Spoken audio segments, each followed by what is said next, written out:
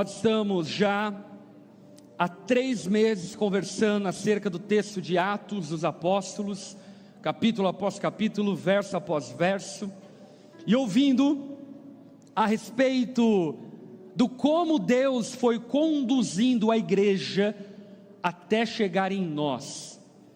E é fascinante olhar para Atos e perceber os contornos do Espírito Santo ensinando o seu povo a servi-lo, a amá-lo, a perseverar em meio às tribulações e perseguições, mas sobretudo, o quanto Deus usa pessoas comuns, feito eu e você, para a glória dEle. E nessa noite, eu quero ministrar uma palavra ao teu coração, que eu intitulei de Não Tire Férias de Jesus. Olha para quem está ao teu lado e diga a essa pessoa: não tire férias de Jesus. Quem aqui ama tirar umas férias? Levanta a mão. Aleluia, é bom demais, não é? Descansar do trabalho é bom demais. Poder conhecer um lugar novo, sair com a família, filhos, isso é maravilhoso. Entretanto, o que vamos perceber ao longo desse texto é que aqueles que se renderam a Jesus devem viver a sua fé, seja aonde estiver, seja onde estiver, seja em um intercâmbio estudantil, seja num período de férias, seja numa transferência de trabalho para um outro lugar, para um outro país, aonde nós estivermos, Cristo e a igreja deve ir conosco. E se não for, isso só denota o quão falsa e hipócrita é a nossa fé. E para tal, eu quero lhe convidar a ler junto comigo o texto de Atos capítulo 8, verso de número 1 em diante, aonde a palavra de Deus diz no verso de número 1: E Saulo concordou inteiramente com a morte de Estevão. No capítulo 7, como falamos a semana passada, Estevão pregou ao conselho, calou os argumentos do conselho, ao ponto que não sobrou nada a eles, a não ser apedrejar e tentar calar aquele pregador cheio do Espírito Santo chamado Estevão. E Saulo, o futuro apóstolo Paulo, estava no meio dessa trama que ceifou e tirou a vida de Estevão, consentindo, concordando com aquilo que estava acontecendo, com esse abuso religioso, com esse abuso físico cometido contra Estevão, que não havia cometido crime algum, nem mesmo havia pecado contra aquelas pessoas, para que eles tivessem tamanha violência e truculência contra Estevão, ao ponto de apedrejá-lo até a morte. Então, depois do apedrejamento de Estevão, olha o que acontece: uma grande onda de perseguição começou naquele dia e varreu a igreja de Jerusalém. Não era onda dura, era uma onda de perseguição. Todos eles, com exceção dos apóstolos, foram dispersos pelas regiões da Judéia e de Samaria. Alguns homens devotos vieram e com grande tristeza sepultaram Estevão. Saulo, porém, procurava destruir a igreja. Ia de casa em casa, arrastava para fora homens e mulheres e os lançava na prisão. Os que haviam sido dispersos, porém, anunciavam as boas novas a respeito de Jesus por onde quer que fossem. Vamos orar, baixa tua cabeça, feche seus olhos, vamos conversar com o Senhor.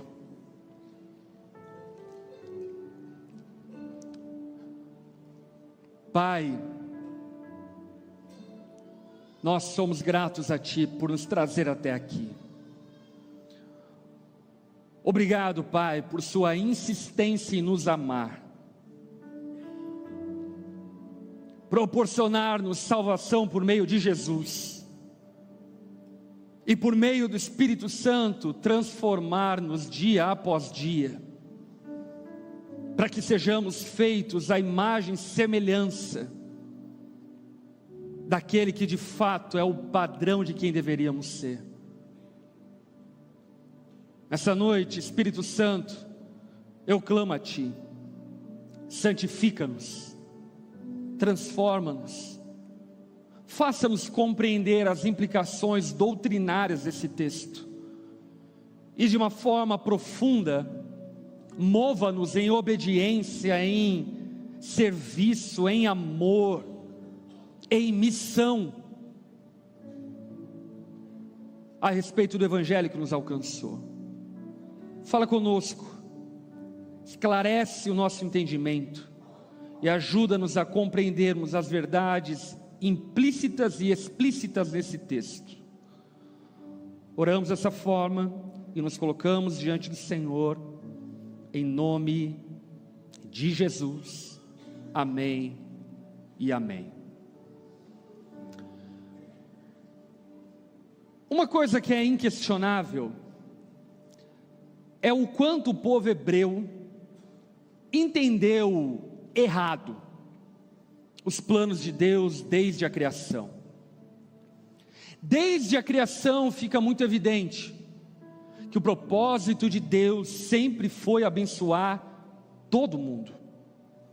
Isso fica muito claro, por exemplo, na chamada de Abraão, dizendo que por meio dele todas as nações da terra seriam abençoadas.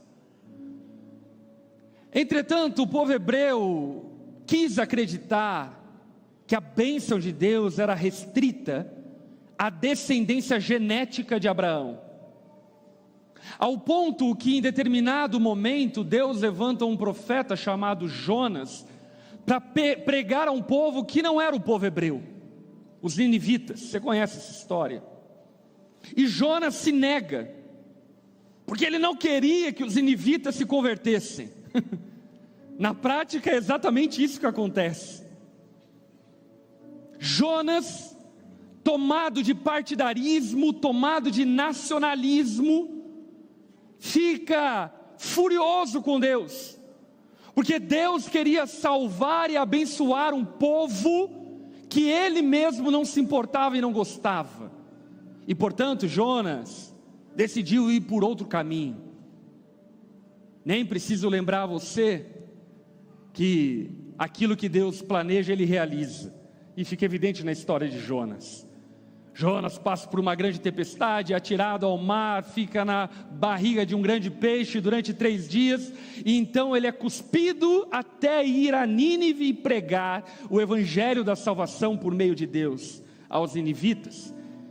E aliás, a conversão dos ninivitas é muito curiosa, porque eles se arrependem dos seus pecados, se humilham diante de Deus, e o texto bíblico diz que até os cachorros de Nínive se arrependeram.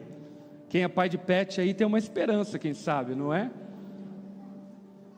Mas tirando esse debate um tanto quanto inútil para esse momento, o fato é que o povo hebreu havia entendido mal, e de certa forma essa herança nacionalista ainda pairava no coração dos apóstolos, que por sua vez eram judeus hebreus. E ainda que Jesus tivesse dito a eles claramente: vão por todo o mundo, prega o evangelho a toda criatura, ou ainda: foi-me dado toda a autoridade nos céus e na terra, portanto, ide e fazei discípulos de todas as nações. Ou ainda: mas receberão poder ao descer sobre vós o Espírito Santo, e serão minhas testemunhas em Jerusalém, Judeia, Samaria e até os confins da terra. Ou seja, o que fica evidente tanto no texto do Antigo Testamento quanto nas palavras e comissões de Jesus é que o desejo de Deus era abençoar toda a terra, para que de fato a profecia do profeta fosse cumprida, o conhecimento do Senhor fosse como uma água esparramada por toda a terra. Deus tem um compromisso com toda a humanidade, ao ponto que Jesus recita aquele verso que certamente grande parte de nós conhecemos: porque Deus amou o mundo de tal maneira. É óbvio e evidente que Deus amou Jerusalém, mas Ele amou um mundo. É óbvio e evidente que Jesus amou os hebreus, mas Deus amou o mundo. E a igreja, aqueles que creem em Jesus, vivem sob essa missão. Qual missão? A missão de ser os pés e as mãos de Cristo por todo o mundo. De alguma forma apresentarmos o amor, a bondade, a salvação que há em Jesus em todos os lugares do mundo. A igreja não foi chamada para ficar encastelada numa fortaleza religiosa, esperando que Jesus venha. Muito pelo contrário, quando Jesus institui a igreja, Ele dá uma promessa à igreja dizendo: as portas do inferno não prevalecerão contra a igreja de Cristo. E sabe, talvez muitos de nós entendam muito mal esse texto.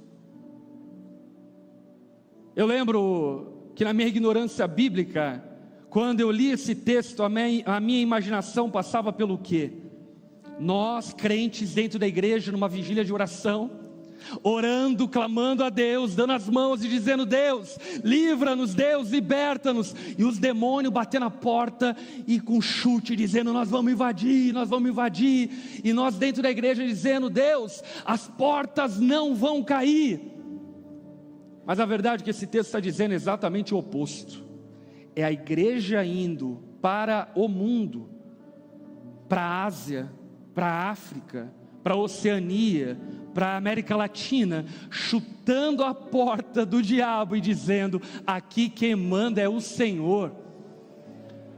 O que esse texto está nos convidando a crer é que nós não estamos em uma missão de defesa, nós estamos em uma missão ofensiva, indo pelo mundo e anunciando que o Salvador veio ao mundo, para que todo aquele que nele crer não pereça, mas tenha a vida eterna. A missão da igreja é global. A missão da igreja é a missão de alcançar o mundo todo. E glória a Deus por isso, porque de fato e verdade, ainda que nos falte muito, como igreja, tanto denominação, como também igreja de Cristo, é notável ver os esforços missionários do povo de Deus ao longo da história, ao ponto de que em países de regimes extremamente fechados, o evangelho está sendo proclamado.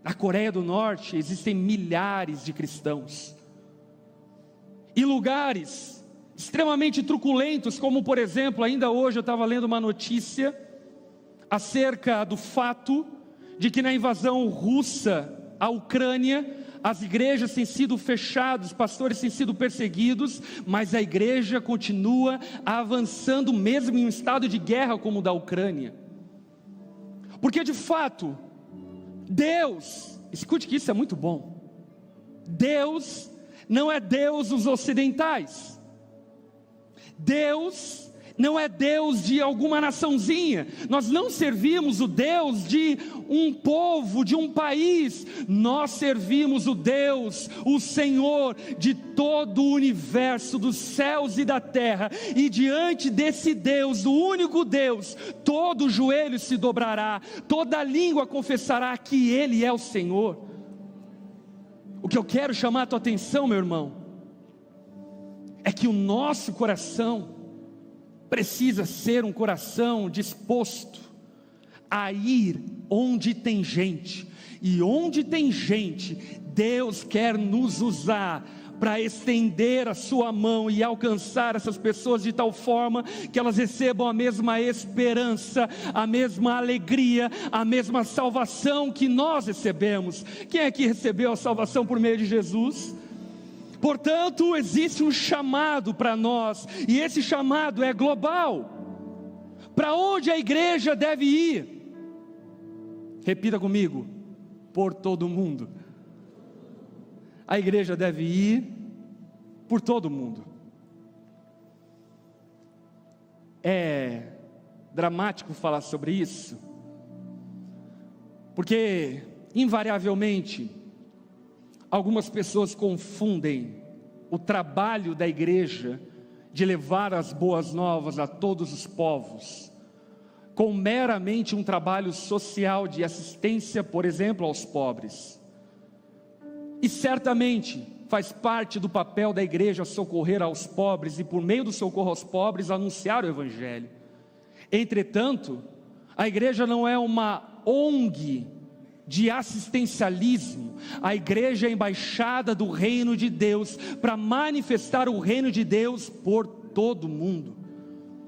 O que eu quero dizer é que americanos ricos, sem Jesus, vão para o inferno, como habitantes de Uganda, pobres, que não têm a Jesus, também irão para o inferno. Em outras palavras, não diz respeito a status socioeconômico, mas diz respeito à necessidade de todo homem ter salvação por meio do único que pode nos salvar, que se chama Jesus Cristo.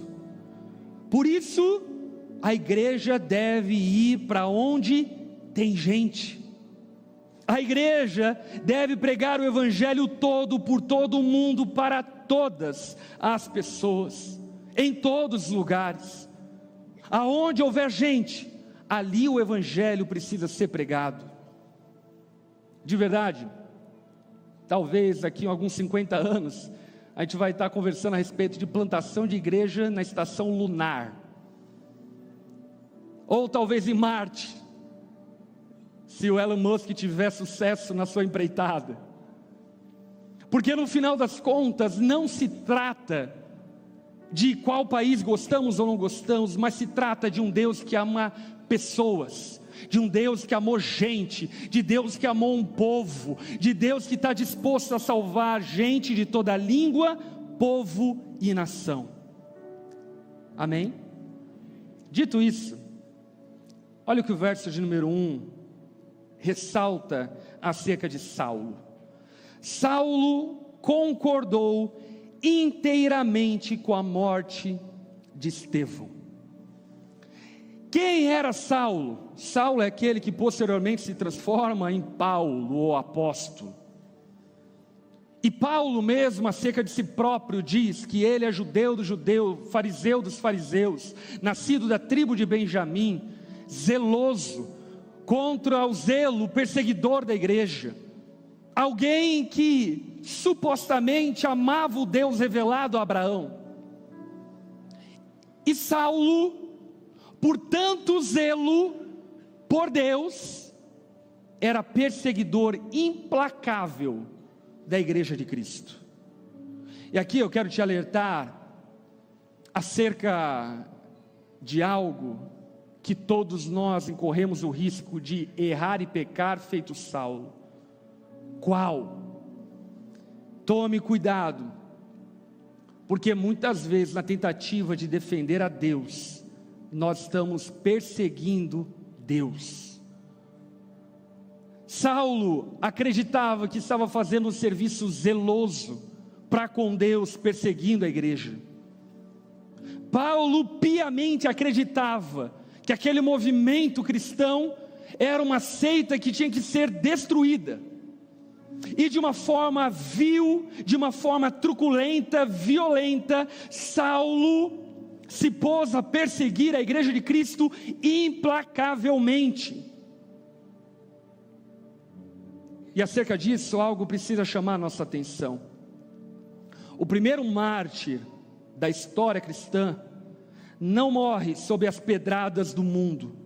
ou sob a espada do Estado, e sim nas mãos de zelosos eclesiásticos, ou de zelosos religiosos. O que eu quero dizer é que, vivendo 35 anos de igreja, eu já cansei de ver pessoas, em nome de Deus, matando profetas, matando discípulos de Cristo, ofendendo e destruindo igrejas, diminuindo o evangelho em nome da fé. Tome muito cuidado, porque Deus não precisa de defesa. Quem tentou defender a Deus foi Pedro. Você lembra disso? Quando Jesus foi ser capturado pelos soldados romanos, Pedro estava com uma peixeira, uma espada na cinta, e ao ver os soldados, ele sacou a espada e saiu com tudo, cortou a orelha de Malco. Jesus olhou para Pedro e disse: ai Deus, o que eu faço com esses crentes? E o texto é muito louco, porque Jesus pega a orelha de Malco, coloca na orelha dele de novo, cola a orelha de Malco de forma sobrenatural, olha para Pedro e diz: Pedrão, vamos começar lá no Mar da Galileia de novo? Eu estou indo para a cruz, 3 anos andando contigo, e você ainda não entendeu, Pedro. Você ainda não entendeu que eu não preciso ser defendido por ninguém. Você ainda não entendeu, Pedro, que sou eu que te defende, não é você que me defende. Você ainda não entendeu, Pedro, que se eu quisesse, eu acionaria uma miríade de anjos e agora mesmo eu exterminava todo mundo. Você ainda não entendeu, Pedro. Eu digo isso porque muitos de nós, em nome do zelo, destroem a igreja, destroem a fé pura e simples de gente que está começando na caminhada com Cristo. Vamos concordar que, infelizmente, nós crentes somos especialistas em fofoca, especialistas em pisotear, tripudiar em cima de pessoas que talvez erraram ou talvez nem erraram, nem sabemos a história, estamos falando acerca de coisas que nem mesmo sabemos. É impressionante perceber que o primeiro mártir da igreja não foi morto pelo Estado, não foi morto por outras religiões, mas foi morto por religiosos que acreditavam e juravam que estavam fazendo um serviço santo para Deus. Olhe para quem está ao teu lado e diga a essa pessoa: Deus não precisa que você o defenda. Não, pastor, eu vou agora escrever um Twitter que eu vou defender a honra de Jesus. É sério que tu acha que Jesus está vendo a timeline do Twitter? Está lá no céu, vamos ver o que a galera está tweetando. É sério que você acha que pitacos, opiniões alheias, aleatórias, inflamadas, inventadas, contribuem com a edificação da igreja? Você é tão pecador como Pedro ao ponto de pensar isso? Saulo, por causa da sua dura cerviz, perseguia implacavelmente a igreja. Mas no verso de número 1, o texto bíblico continua dizendo: uma grande onda de perseguição começou naquele dia e varreu a igreja de Jerusalém. Por outro lado, precisamos entender e saber biblicamente que perseguições não pegam Deus de surpresa. No Antigo Testamento, a perseguição era vista como uma espécie de castigo de Deus. Mas o que é interessante acerca do Novo Testamento é que as perseguições são encaradas como um selo de aprovação de Deus, ao ponto de os apóstolos, quando perseguidos, dizerem: Glória a Deus que nós fomos dignos de sermos perseguidos por causa de Jesus. Que coisa maravilhosa poder morrer por causa de Jesus. Que coisa incrível poder dar a vida por aquele que deu a vida por mim. Agora, não confunda perseguição por causa da fé com perseguição por causa do teu mau caráter. Ah, pastor, lá no meu trabalho estão me perseguindo. Ou também, semente, chega atrasado, não entrega nada, até eu te perseguiria e te apedrejaria ainda, não, brincadeira. Não confunda perseguição dos teus pais, perseguição da tua família por causa do seu mau caráter, do seu mau comportamento, da sua má índole.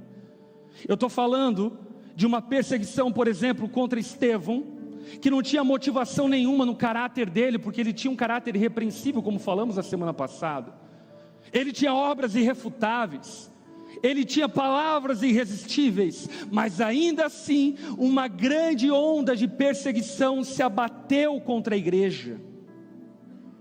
Diante disso, Carlos Studd fala uma coisa muito interessante. Ele diz o seguinte: se Jesus Cristo é Deus, e Ele deu sua vida por mim, nada é sacrificial demais que eu possa fazer por Ele. Jesus deu a sua vida por nós, amém? Agora, o que nós não poderíamos dar e entregar para aquele que deu sua própria vida por nós? Você acha que uns dislikes, ou umas caras feias na tua casa, no teu trabalho, é demais? O que eu quero dizer a você, e na verdade até lhe preparando acerca disso, é que ainda que possamos viver tempos favoráveis no Brasil, para sermos cristãos, evangélicos e coisa do tipo, mas pode-se chegar um dia, e estudando a história, de verdade, não é nem palavra profética, estudando a história, por exemplo, europeia, americana, e olhando o ciclo religioso dessas nações e continentes, você vai perceber que provavelmente, não muito demoradamente, nós seremos perseguidos por pregar o evangelho no Brasil. De certa forma, já existe aqui e acolá algum tipo de cerceamento de liberdade de expressão e religião. Entretanto, eu estou falando sobre perseguição de fato e verdade, sobre tentativas claras de calar a voz de homens e mulheres que pregam o evangelho. Estou falando sobre talvez levar à morte aqueles que pregam o evangelho, porque uma coisa que eu e você precisamos saber é que o evangelho sempre será uma pedra no calcanhar de qualquer governo autoritário. Sempre será. Não importa de qual lado, direita, esquerda, cima, baixo, quadrado, estrelinha, não importa. Qualquer estado autoritário, o evangelho é uma pedra no calcanhar. Por conta do quê? Porque o evangelho liberta, o evangelho salva, o evangelho mostra a suficiência que há em Cristo, e o esvaziamento do poder do Estado, de suprir as nossas necessidades. Por esse motivo, qualquer governante autoritário olha para o evangelho como uma ameaça, e dessa forma tenta o manipular, ou tenta o sucumbir.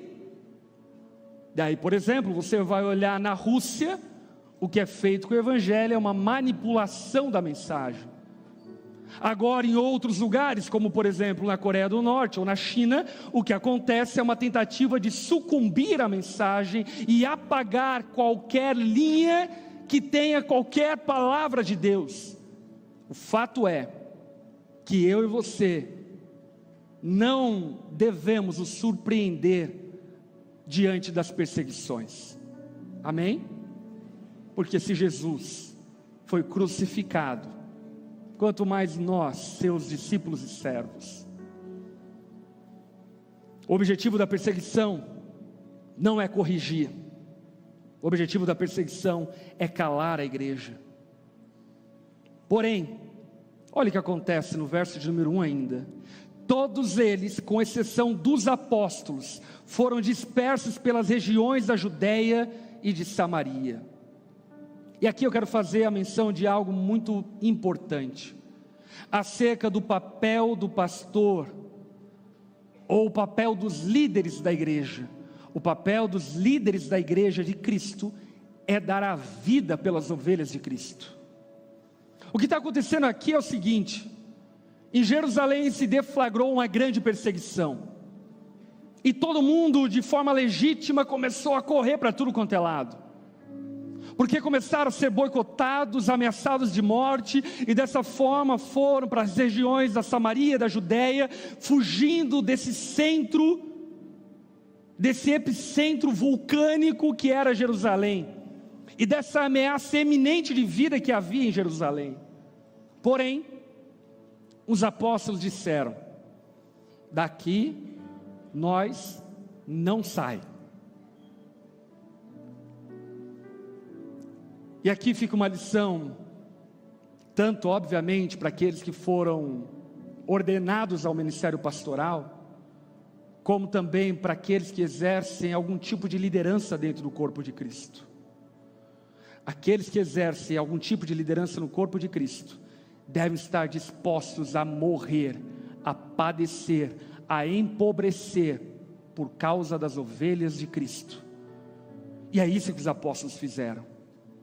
A gente vai ficar aqui, mesmo sendo ameaçado de morte, mesmo vivendo sob constante ameaça, os apóstolos decidiram dar a vida pela causa de Cristo, porque de fato é o que eles já haviam feito. E eu digo isso porque, como Jesus fala, aqueles que fogem são os mercenários. Aqueles que se ausentam das suas responsabilidades para com o corpo de Cristo são displicentes e negligentes, amantes de si próprio, que não entenderam o seu papel. Pastorear não é uma profissão, é uma vocação. Eu queria que fosse uma profissão, seria muito mais fácil. Recebia meu pagode, vivia minha vida e está tudo certo.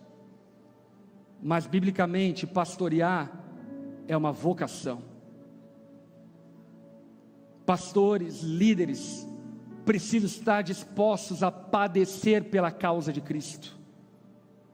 Por isso, pense muito bem se você acredita ser chamado para o ministério pastoral. Pense muito bem, reflita muito bem se você está disposto a passar vergonhas, a ter perdas significativas se necessário morrer pela causa de Cristo. Porque infelizmente, uma coisa que é notável e evidente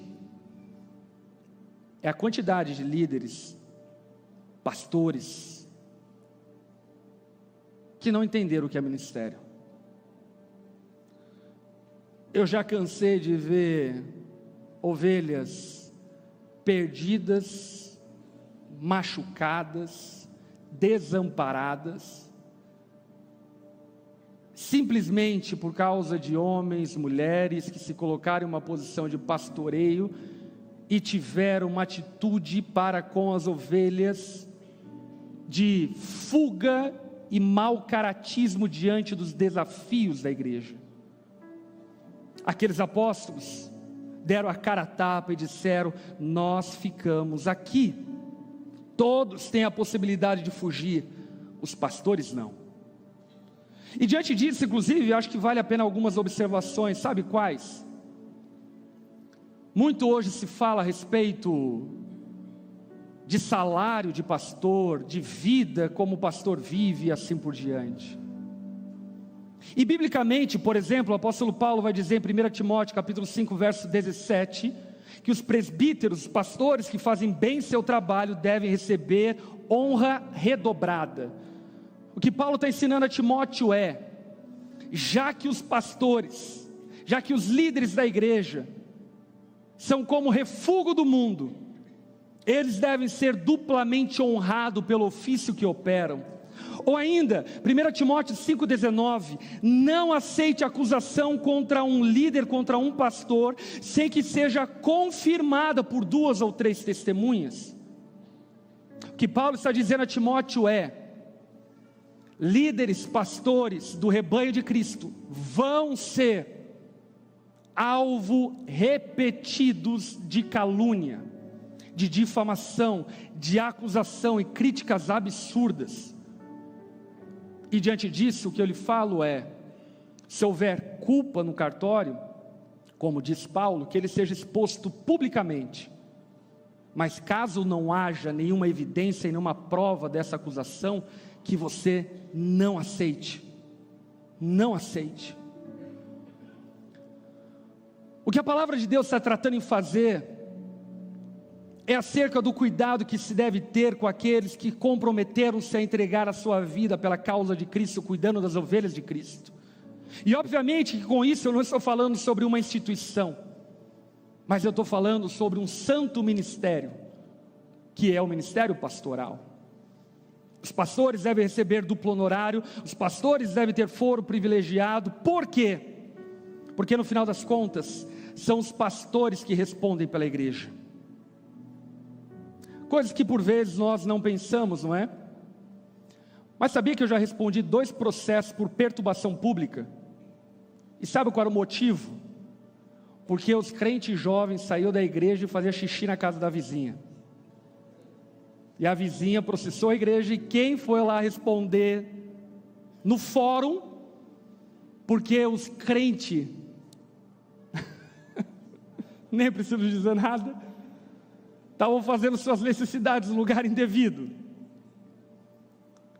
No final das contas, são aqueles que lideram a igreja, que dão a cara a tapa por centenas, por milhares de pessoas que eles representam. Além do mais, quando a coisa fica feia, são os pastores que são ameaçados e são alvo de calúnia. Quando o caldo entorna, são aqueles que lideram a igreja que são alvo de calúnia. E deixa eu lhe falar uma coisa: você não sabe e nem imagina o quão turbulento, o quão difícil é você dormir e acordar com calúnias injustas a teu respeito, e você não poder fazer nada. Você não sabe o que é isso. Por quê? Se alguém for preso ou martirizado pelo Evangelho, serão primeiro os pastores que o serão. Se for necessário, são os pastores que passarão fome para sustentar a igreja. E eu digo isso por conta do quê? Por exemplo, na nossa história como igreja, hoje eu vivo uma vida muito boa e confortável, glória a Deus por isso. Mas também já passei 1 ano e meio sem receber salário fazendo ministério e trabalhando mais do que integralmente na obra do ministério. Durante cerca de 7 anos recebia menos do que um salário mínimo para pastorear. E eu não vejo problema nenhum nisso. Eu não faço o que eu faço pelo dinheiro que eu ganho. Eu faço o que faço porque eu fui chamado por Cristo para cuidar das ovelhas que são dele. E eu presto contas a Ele por causa disso. E por que eu quero fazer menção acerca disso? Eu quero fazer menção acerca disso pela importância que se deve ter no fato de pastores, líderes, serem homens como esses apóstolos, dispostos ao sacrifício por amor à igreja de Cristo.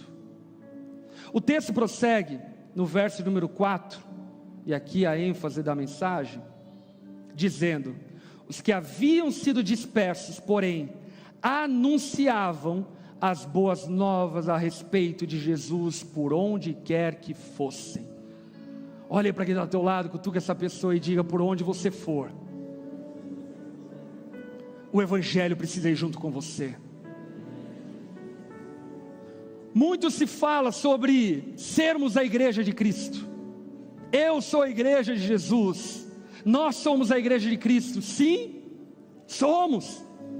E se somos, aonde formos, o Evangelho precisa ser anunciado e pregado. Aonde formos, a igreja precisa ser representada, porque cristãos não tiram férias. A perseguição faz com que a igreja avance, como um vento faz com a semente, espalhando e aumentando a colheita. O que eu quero que você repare no texto bíblico, sabe o que é? Lembra que eu havia dito anteriormente? Jesus tem um chamado global para a igreja. O chamado de alcançar todo tipo de gente, em todo tipo de lugar. Amém? Mas sabe o que a igreja estava vivendo? Até Atos capítulo 7. Uma paralisia e uma centralização em Jerusalém. Era tão gostosinho estar em Jerusalém. Os cultos eram tão bons. A equipe de louvor era maravilhosa de Jerusalém. Tem que ver, meus irmãos. Cantavam uns hinos maravilhosos. Era tão gostoso ficar reunido de casa em casa. A irmã Maria fazia um pavê maravilhoso. A irmã Joana preparava um escondidinho. Uma maravilha. Era tão confortável ficar em Jerusalém, que os crentes haviam se esquecido que o chamado deles era para ir por todo o mundo. E é interessante isso, porque Atos capítulo 8, como também Atos capítulo 6, é um dos momentos cruciais da história do cristianismo. Porque é quando Deus, feito águia, chuta os seus filhotes do ninho e diz: vão, chegou a hora de vocês irem, chegou a hora de vocês irem por todo mundo. Pastor, Deus está me chamando para ir para os Estados Unidos. Talvez não, talvez Deus esteja chamando para ir para o trabalho na Embraco, mas ser crente lá. Você queria ir para os Estados Unidos, né? Pastor, Deus está me chamando para ir para a Europa. Talvez não, talvez o que Deus está te chamando para fazer é assumir posição na tua faculdade acerca da tua fé em Jesus. O que acontecia com aquela igreja é que eles estavam tão bem acomodados no ninho, estavam tão confortáveis naquele ninho, que haviam se esquecido que a igreja não é um clube. A igreja é a embaixada do reino de Deus, aonde os embaixadores que somos nós, nos reunimos para irmos por todo o mundo e pregarmos o evangelho a toda criatura, por onde formos, aonde estivermos, seja no nosso condomínio, seja nas nossas férias, seja no nosso intercâmbio, seja na nossa faculdade, seja no jantar da família de Natal no final do ano, aonde estivermos, Deus está nos enviando para anunciarmos as boas novas. E pasme, meu irmão, as boas novas não se trata de chatices crentescas. Aleluia. As boas novas não é sobre chegar no final do ano e ficar apontando o dedo para os teus parentes que estão tudo bêbado. É verdade que é um saco isso, não é? Mas essas não são as boas novas. As boas novas são, sabe quais? Você chegar lá no final do ano e falar para os seus parentes: eu conheço vocês. Ano após ano, vocês estão aqui entornando o caldo na cana, porque no final das contas, o que vocês estão procurando nela, vocês só podem encontrar em Jesus. E eu tenho uma boa notícia para dar a vocês: Jesus veio ao mundo para salvar você, e para te preencher por completo, para te dar uma nova vida. Isso é boa notícia, e foi para isso que Cristo nos chamou, para irmos para o mundo pregarmos. Aquela igreja estava tão confortável, tão acostumada, tudo funcionava, que eles haviam se esquecido de que eram missionários, encarregados e chamados por Deus para pregar o evangelho aonde estivessem. Sabe por quê? porque crente não tira férias. A primeira vez que eu fui aos Estados Unidos, há uns 8, 9 anos atrás, a gente foi, tipo assim, conhecer algumas igrejas lá e extremamente limitado de dinheiro, muito limitado, eu, minha esposa e mais alguns amigos, tipo mochilão. Descemos em Miami e fomos até Nova York de ônibus. E os ônibus lá nos Estados Unidos você consegue promoção por $8, $5, mas também vai com os irmãos tudo bêbado dentro do ônibus, galera drogada, é uma coisa bem legal.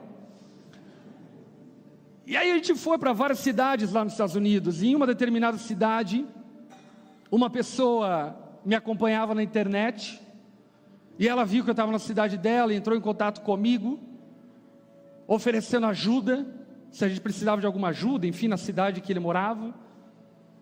E aí, a gente precisou de ajuda, então pedimos ajuda para ele, e a partir dali a gente tomou um milkshake juntos de noite, antes de viajarmos de ônibus para a próxima cidade.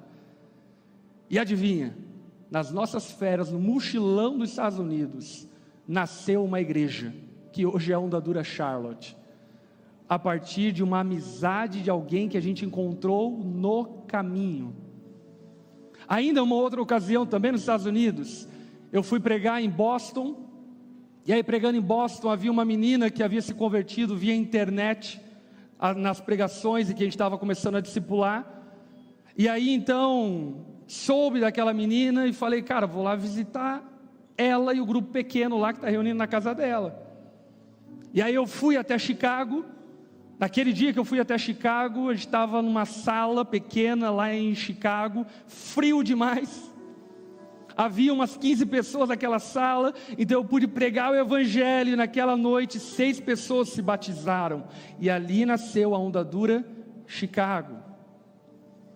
Essa semana ainda, no nosso grupo de pastores, um irmão estava testemunhando, um pastor da Onda Itajaí, estava testemunhando acerca de um dos irmãos da igreja, que ele trabalhava com certos negócios lá, e ele prosperou demais, e ele tomou uma decisão. A decisão dele é: eu vou comprar uma casa, e a minha casa vai ser a igreja em Porto Belo. E aí ele comprou uma casa muito boa mesmo, lá em Porto Belo, e de fato, lá na casa dele se reúne um grupo pequeno, giga, de dezenas de pessoas, todas as semanas reunidas lá, para ouvir o evangelho, viver igreja. E Deus prosperou e abençoou esse irmão tanto que ele comprou uma van para levar os irmãos de Porto Belo até a igreja em Itajaí, toda semana. O que eu quero dizer é o quê? Nós precisamos compreender que nós somos missionários, que aonde estivermos, nós estamos ali plantados, porque Deus quer nos usar para proclamar as boas novas daquele que nos tirou das trevas para a sua maravilhosa luz. Eu posso ouvir um amém? Por isso, discípulos de Cristo não tiram férias, somos discípulos onde estivermos. Spurgeon, acerca disso, fala algo muito interessante. Ele diz o seguinte: cristãos temporários não são cristãos. Quem quer tirar férias desse serviço divino, nunca entrou nele. O que aquela igreja havia entendido é que, ainda que esse cenário de perseguição fosse terrível, Deus estava usando esse cenário de perseguição para que o evangelho fosse esparramado por todos os cantos. E eu não sei se você sabe, mas o movimento de expansão missionária da igreja aconteceu exatamente a partir de Atos capítulo 8. E onde eu quero chegar com isso? Sabe onde eu quero chegar com isso? Você já parou para pensar que talvez a tua demissão em uma empresa e a tua contratação em outra, não é Deus te enviando para um outro campo missionário? Você nunca parou para pensar que talvez aquele cliente novo, que você estabeleceu o relacionamento, e que você converse sobre futebol, converse sobre coisas que não dizem respeito apenas àquilo que você vende para ele, não é Deus abrindo uma porta para você pregar o Evangelho? Você já não parou para pensar que talvez esse anseio e desejo que tem no teu coração, jovem, de fazer intercâmbio lá no Canadá, não seja Deus te chamando para, através da sua vida, alcançar pessoas lá no Canadá? Você já não parou para pensar que talvez a cidadania italiana que você tirou não é Deus abrindo portas para que você possa ir para um lugar onde o Evangelho está morrendo e ser um cristão genuíno? Mas sabe o que acontece? E aí eu digo com autoridade, como alguém que já viajou para algum desses países: os crentes se esquecem que são crentes. Se esquece. Quanto crente eu já conheci nos Estados Unidos, por exemplo, que deixaram sua fé de lado e se entregaram a um consumismo desenfreado. Vive por amor ao dinheiro e se esqueceu que não se trata de ter dinheiro, se trata de honrar o chamado que Cristo nos delegou, o chamado que Cristo nos deu. Devemos pregar o Evangelho em todos os lugares. Ainda essa semana, um irmão da nossa igreja, que faz crossfit comigo inclusive, ele estava compartilhando acerca do testemunho de um irmão que chegou no GP dele, falando que esse irmão que chegou no GP dele foi alvo de uma ação evangelística que nós fizemos na penitenciária de Joinville. E aí ele havia sido liberto da penitenciária naquela tarde, e aí ele recebeu uma ajuda de custo que eles recebem para poder voltar para o seu lugar, para a sua casa, enfim. E aí, recebendo essa ajuda de custo, por táxi, ele falou: me leva para Onda Dura, eu preciso ir para a igreja. E aí ele chegou aqui durante a semana, e aí encontrou um grupo pequeno que estava reunido ali, dizendo: pregaram Jesus para mim lá na penitenciária, e eu saí da prisão, e eu não quero viver mais a minha vida que eu vivia antes. Se eu voltar para minha casa, eu volto para o crime. Se eu voltar para a casa da minha mãe, eu me perco. Eu preciso viver Jesus, e preciso de vocês. E aí a galera do GP abraçou essa pessoa, e está amando a ele, pregando o Evangelho a ele, quer se batizar já no próximo batismo, porque ele entendeu a necessidade de Cristo. O que eu estou dizendo para você? O que eu estou dizendo para você, para mim, para nós entendermos que ser igreja não é participar de um clube. Nós somos missionários, enviados todos os domingos para vivermos a nossa vida santa onde estivermos, e aonde estivermos sermos sal da terra e luz do mundo. Foi para isso que Cristo nos chamou. E as aparentes portas fechadas, talvez seja Deus dinamizando o seu ministério. As aparentes dinâmicas da vida, seja Deus te levando para ir até outros lugares aonde ainda outras pessoas não forem. Portanto, o que esse texto nos ensina de maneira enfática e emblemática é: cristãos não tiram férias. Sabe por quê? Porque ainda existem muitas pessoas que precisam ouvir acerca do amor de Deus, da salvação que há em Jesus. Aqui nessa noite, acompanhando pela internet, sentado nessas cadeiras, tem uma multidão de pessoas que precisam ouvir de que Jesus tem poder para salvar a sua vida, para transformar a tua história, para fazer tudo de novo e te dar a vida eterna, e que Ele te amou de tal maneira que se entregou em seu favor. E por isso não devemos nos calar, porque aquele que nos salvou amou o seu amigo, amou os seus familiares, amou os seus vizinhos, amou os cidadãos de Joinville, amou os nossos concidadãos do Brasil, amou as outras nações e outras nacionalidades, ao ponto de morrer em nosso favor, para nos dar uma nova vida. Amém. Baixe tua cabeça, feche seus olhos. Esse texto suscita duas coisas. Primeiro, a consciência que somente Jesus tem poder para salvar. Somente Jesus pode te satisfazer. Somente Jesus pode te dar a vida eterna. Somente Jesus pode perdoar os seus pecados e lhe arrancar toda a condenação e culpa. Somente Jesus pode levar sobre si as suas maldições. Somente Jesus pode te dar uma nova vida. Por isso, se você está aqui presencialmente ou acompanhando essa transmissão e não tem uma vida com Deus, mas reconhece o quanto você precisa de Deus, reconhece que você precisa de fato e verdade de salvação.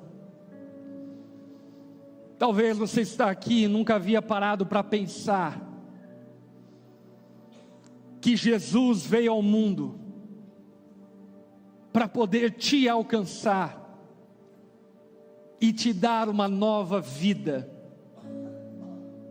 perdoar os seus pecados e te dar salvação eterna. Por esse motivo, se você não tem uma vida com Deus, mas no íntimo do seu coração, você reconhece a necessidade de Jesus, e nessa noite, você precisa da salvação que há em Jesus. Se você é essa pessoa que deseja receber dessa vida que só Jesus pode te dar, se você é essa pessoa, no seu lugar de cabeça baixa, olhos fechados, faça comigo essa oração. Jesus está aqui, Ele te ouve. Se você deseja viver uma vida com Ele, diga assim a Ele nessa noite: Senhor Jesus, eu reconheço que sou pecador, carente e necessitado de Ti. Eu reconheço que eu não posso salvar a mim mesmo e que eu preciso de Ti. Por isso, nessa noite, Jesus, eu me rendo a Ti e reconheço que Tu és o único Senhor. Toma a minha vida em Tuas mãos e faça nova todas as coisas da minha vida. Eu faço essa oração me rendendo a Ti, Jesus, no nome de Jesus, amém. Todos ainda de cabeça baixa, olhos fechados. Se você fez essa oração, levante uma das suas mãos do seu lugar. Eu quero te ver, eu quero orar por você. Se você fez essa oração, Deus está fazendo algo extraordinário na tua vida e na tua história. Levante uma das suas mãos do seu lugar. Amém, amém, glória a Deus, aleluia. Você que levantou sua mão, por gentileza, no lugar onde você está mesmo, coloque-se em pé. Nós vamos orar por você nesse momento. Você que levantou a sua mão dizendo: eu preciso de Jesus, coloque-se em pé no seu lugar. Se você fez essa oração nos acompanhando via transmissão, eu quero te convidar a colocar nos comentários: eu me rendo a Jesus. Queremos orar por tua vida também. Quero convidar a igreja que está próximo a essas pessoas a abraçá-los, a me ajudar em oração por eles. Você que está sentado, estenda as suas mãos em direção a essas pessoas. Vamos orar por cada um deles nesse momento. Senhor, nós te louvamos, porque sabemos que só existe salvação em Ti. E por isso, nessa noite, clamamos: dê a cada um deles da alegria, da paz, que só Tu podes dar, Senhor. Que no nome de Jesus seja feito conforme a Tua palavra, Senhor, e que algo novo, lindo e extraordinário comece hoje na vida deles. Como igreja, nós celebramos aquilo que o Senhor está fazendo na vida deles e os abraçamos como nossos irmãos. Que o Senhor possa enchê-los do Teu Espírito e dar a eles uma nova história a partir daqui. Só Tu conheces o coração de cada um deles e conheces a sinceridade da fé de cada um deles. Por isso, Senhor, seja feito conforme a Sua vontade na vida deles, ó Pai. Nós oramos, os colocamos diante do Senhor, em nome de Jesus. Amém e amém. Você pode fazer uma festa, dar uma salva de palmas a Jesus.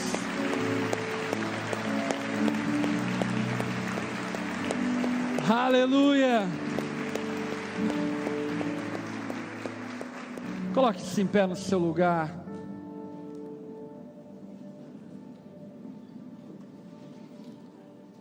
Essa semana ainda eu atendi uma ovelha da nossa igreja, muito querida, que já está há anos caminhando conosco, num grupo pequeno, sendo discipulado, sendo cuidado, pastoreado. E dentre alguns assuntos que nós conversamos, ele falou a respeito do fato de que, mesmo sendo discipulado há anos, ele ainda não se sente capaz, não se sente preparado para poder discipular outras pessoas. E é verdade que discipular outras pessoas exige responsabilidade e maturidade, amém? Entretanto, como no caso dele, por vezes eu acho que existe um preciosismo exacerbado, que leva-nos a uma apatia missionária. Quantos de nós, por exemplo, não pregam o Evangelho no trabalho, porque simplesmente tem medo de as pessoas fazerem perguntas difíceis demais e você não saber responder? E deixa eu lhe falar, eu lhe entendo, e até mesmo Jesus te entende. Entretanto, o próprio Jesus disse que em momentos difíceis como esse, Ele mesmo nos daria sabedoria para poder responder àqueles que nos perguntam. Portanto, o que eu quero dizer a partir desse texto é que nós não podemos encarar a nossa fé, a nossa caminhada com Jesus de uma forma apática e nos acostumarmos, sabe? Pô, é tão bom aqui, que gostosinho no culto, vamos esperar o próximo domingo. Maravilha, maravilhoso estarmos reunidos como igreja, e como diz o escritor aos Hebreus, não devemos deixar de nos reunir como igreja. Entretanto, cristianismo não é sobre se reunir no domingo.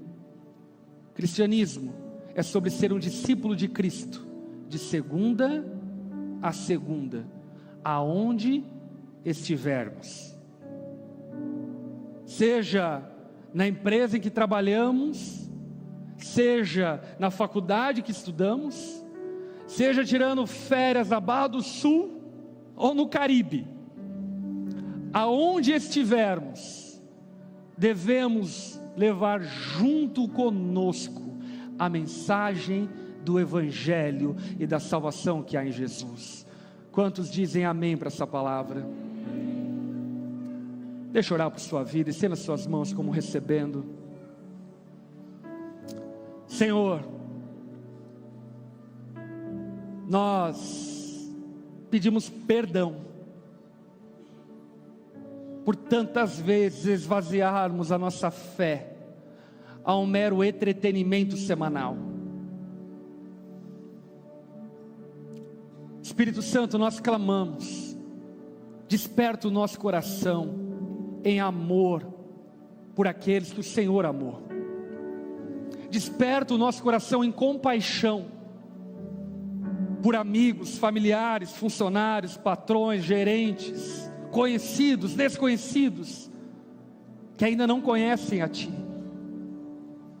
e de uma forma sábia, revista-nos de sabedoria, discernimento, entendimento, palavras, para podermos alcançar o coração dessas pessoas e demonstrarmos todo o seu amor e toda a sua bondade. Jesus, como tu fizeste com a tua igreja no primeiro século,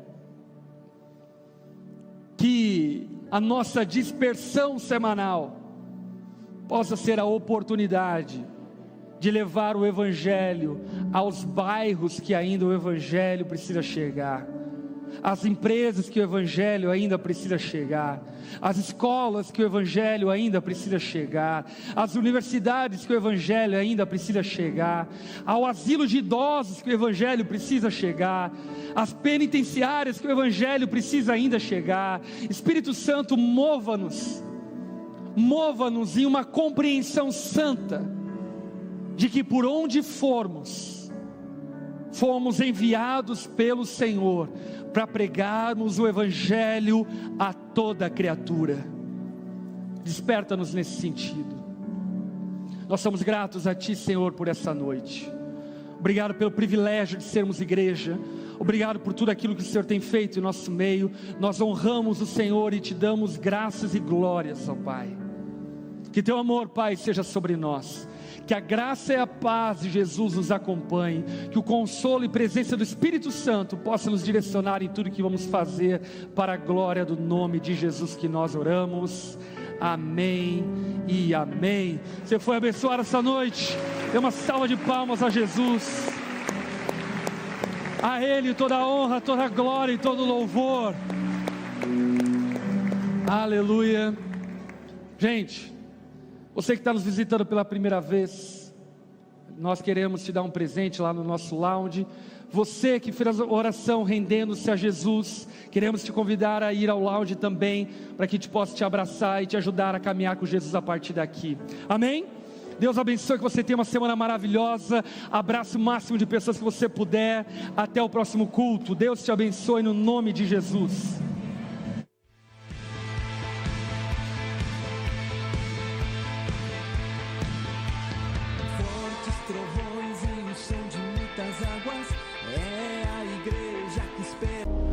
E aí, tudo bem? Você acabou de ouvir uma mensagem poderosa e transformadora. E para você não perder nada, se inscreva no canal, ative o sininho, porque sempre quando nós entrarmos ao vivo, você vai receber uma notificação para não ficar de fora. E eu tenho algo para você. Eu vou deixar aqui 2 indicações, então já clica e continue recebendo mais de Deus. Um abraço e até a próxima.